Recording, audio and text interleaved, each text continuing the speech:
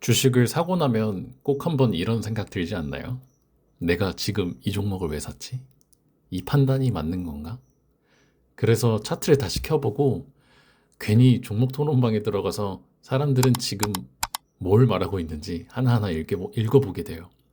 댓글도 물론이고요. 사실 이 행동 자체가 이미 우리 마음이 흔들리고 있다는 신호 같아요.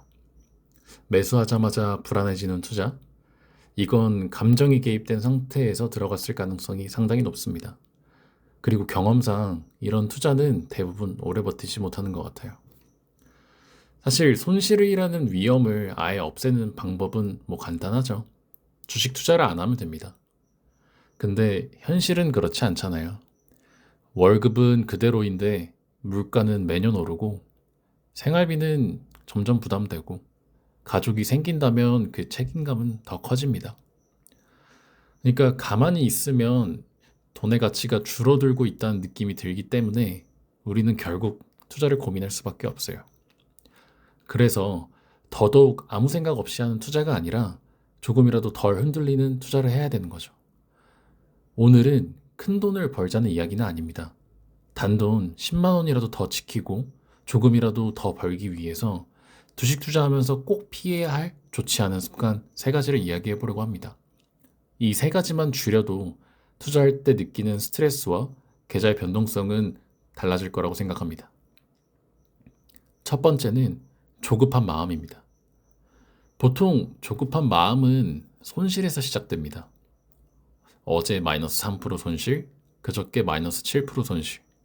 그러면 머릿속에서 자연스럽게 이런 계산이 생기거든요. 지금 마이너스 10%니까 한 번에 10% 이상 갈 종목만 잡으면 된다. 그래서 차트도 제대로 안 보고 뉴스도 대충 훑고 이거 간다는 말에 괜히 더 솔깃해집니다. 근데 문제는 손실을 한 번에 만회하려는 마음이 판단을 더 흐리게 만든다는 거예요. 심리적으로는 너무나 자연스러운 반응입니다. 근데 주식시장에서는 이 조급하고 급한 마음이 값비싼 대가를 치르게 하는 것 같아요. 사실 10% 손실을 봤으면 3%, 4%, 4% 이렇게 하나씩 잘라서 회복하는 쪽이 오히려 현실적이기도 하고 지속 가능성이 높습니다. 두 번째는 레버리지를 쓰는 순간 벌어지는 일입니다. 바로 조급함을 더 키우는 결정적인 이유인데요. 바로 내 돈이 아니라는 그런 느낌입니다. 지금 아니면 기회 없다. 이 정도면 거의 확정이다.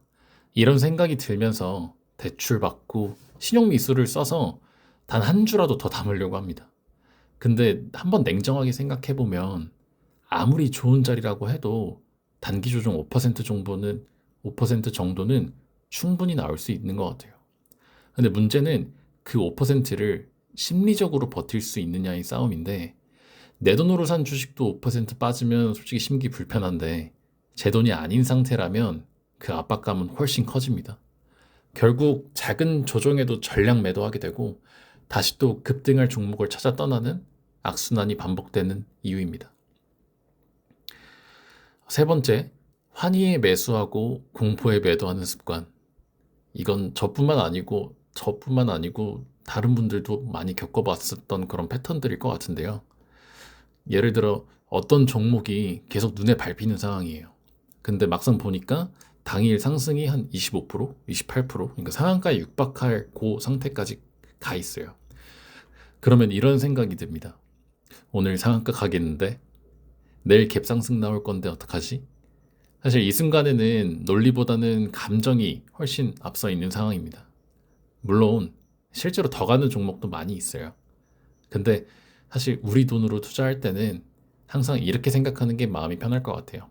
내가 산 종목에서는 그런 기적이 잘 안 일어난다.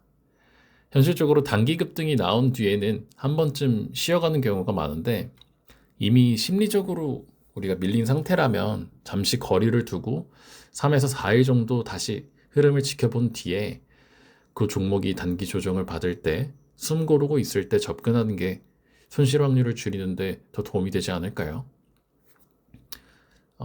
이런 이야기를 들으면 사실 많은 분들이 이렇게 말씀하시고 싶을 수도 있을 것 같아요. 그거 다 지키면 내가 이미 고수지.